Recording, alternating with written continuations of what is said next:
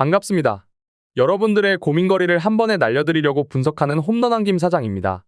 모든 경기를 분석할 순 없지만 여러분이 경기를 선택하는 데에 있어서 도움이 될 수 있도록 영상을 분석하도록 하겠습니다. 널려있는 뻔한 자료는 빠르게 넘기고 포인트만 집어 이 영상 하나로 여러분의 판단이 설 수 있게 하겠습니다. 구독과 좋아요 눌러주시면 감사하겠습니다.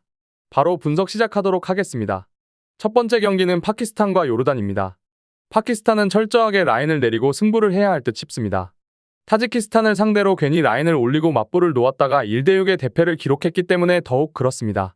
다만 당시의 안일함을 버리고 나선다고 하더라도 요르단이 아시안컵에서 보여준 능력치를 감안한다면 파키스탄의 현재 상황이 별다른 면모를 보이기 어렵다는 점은 여전히 유효할 것입니다. 요르단은 아시안컵에서 보여준 능력은 놀라웠습니다. 물론 요르단이 주목을 받은 점은 압박과 카운터라고 볼 여지는 있지만 조별리그에서도 4대0으로 말레이시아를 격파하는 등 역습으로 신승을 거두는 것뿐만 아니라 화력을 상당히 잘 투사하는 모습도 보여줄 수 있다는 점을 증명한 바 있습니다. 요르단을 역습 원툴로 보는 것은 상당한 신뢰가 될 듯 싶습니다. 결론을 말씀드리자면 요르단이 핸디캡 승리도 기대할 수 있을 듯 싶습니다.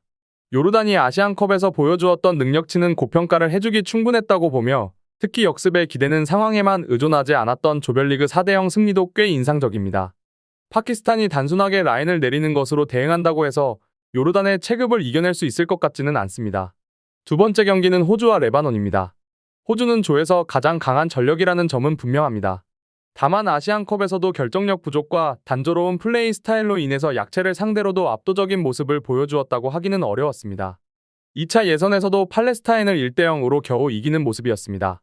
제외된 무이나 보일 같은 선수들이 엔트리에 있다고 하더라도 킥앤러시 위주의 전술이 아주 신뢰가 가지는 않습니다. 레바논은 무승부로 몰고 가는 것이 목표입니다. 유일하게 대표팀 경험이 많은 마툭도 슬슬 대표팀에서의 은퇴를 고려하고 있기 때문입니다. 이기면 좋지만 가능성이 높지는 않을 것입니다. 물론 레바논이 아시안컵에서도 수비는 사실상 침대 하나뿐이었고 이 때문에 선제골을 넣고도 지키는 모습을 잘 보여준 것은 아니었습니다. 결론을 말씀드리자면 호주가 신승하는 상황을 기대할 수 있을 듯 싶습니다. 물론 레바논이 지키는 능력을 거의 침대 축구에 의존하고 있다는 점을 감안하더라도 결국 호주의 공격 전개의 단순함도 생각해야 할 것으로 보입니다.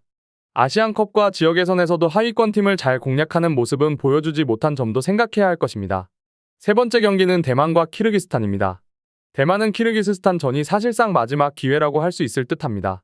키르기스스탄이 워낙 아시안컵에서 아쉬웠고 대만도 말레이시아에게 0대1로 석패하는 등 가능성이 없지는 않았기 때문입니다.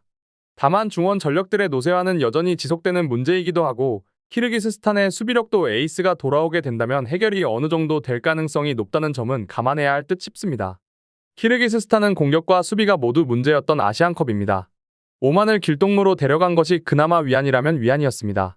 물론 아시안컵에 결국 출전하지 못한 키친이 돌아오면 수비는 어느 정도 저력을 보여줄 수 있을 것 같은 상태인데 문제는 여전히 무르자에프, 마이어가 차출이 안 되고 있는 공격진입니다.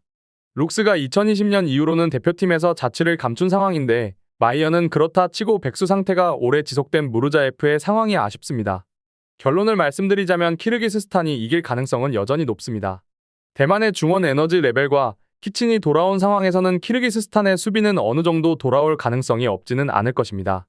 물론 여전히 키르기스스탄의 공격 뎁스는 너무 얇은 상황이라서 대만을 상대로도 다득점이 될지에 대한 우려는 여전히 이어지고 있습니다. 마지막 경기는 홍콩과 우즈베키스탄입니다. 홍콩은 아시안컵에서 보여준 경기력은 나쁘지 않았다는 평가입니다. 다만 약팀 특유의 뒷심과 체력 부족이 결국 발목을 잡고 말았습니다. 오픈 플레이에서는 어느 정도 수비적인 성과가 있기는 했는데 PK를 2번이나 내주는 등 불필요한 실점이 너무 많았던 것이 사실입니다. 우즈벡이 이란과 비긴 것 때문에 다득점을 노릴 가능성이 높다는 점도 상당히 까다롭게 느껴질 것으로 보입니다. 우즈벡은 상당히 수비가 괜찮았던 편입니다. 물론 공격진이 승부차기 포함 너무 빈약한 결정력을 보인 것이 탈락으로 이어졌지만 카타르를 묶어버린 8강전의 면모는 괜찮았습니다. 물론 인도와 태국 등 하위 전력을 상대로는 다득점에 성공시키는 등 우즈벡의 컬러라고 할 수 있는 공격적인 플레이를 보여준 경기도 충분히 나오는 모습이 있었습니다. 결론을 말씀드리자면 우즈벡이 유리하다는 점은 변함이 없을 것입니다. 홍콩이 아무리 선전했다고 하나 뒷심과 수비에서의 집중력이 90분 내내 이어지고 있던 것은 아니었습니다. 우즈벡이 이란과 비기면서 홍콩에게 총력을 기울일 상황이라는 점도 생각해야 할 것입니다. 우즈벡이 상당히 몰아치는 경기가 될 가능성이 높습니다. 오늘의 분석은 여기서 마치도록 하겠습니다. 시청해주셔서 감사합니다. 내일은 더 좋은 자료로 다가올 수 있도록 최선을 다하겠습니다. 저의 분석을 더 보고 싶으신 분은 구독과 좋아요 눌러주시면 감사하겠습니다. 100%의 적중률은 없지만 100%의 수익률은 충분히 낼 자신이 있습니다. 매번 정답을 맞추진 못하면서 연패도 할 수 있지만 꾸준하고 길게 보신다면 분명 수익으로 보답드릴 수 있도록 하겠습니다. 특별하게 이윤을 추구해서 영상을 제작하는 것이 아닙니다. 저의 생각을 여러분들께 공유하고 싶은 좋은 취지로 시작한 만큼 좋게 봐주시면 감사하겠습니다. 구독자가 많이 생긴다면 가입 없는 스포츠 소통방을 만들 예정입니다. 여러분들도 아시다시피 스포츠 정보방에 들어가려 하면 사이트 가입 권유를 많이 받아보셨을 겁니다.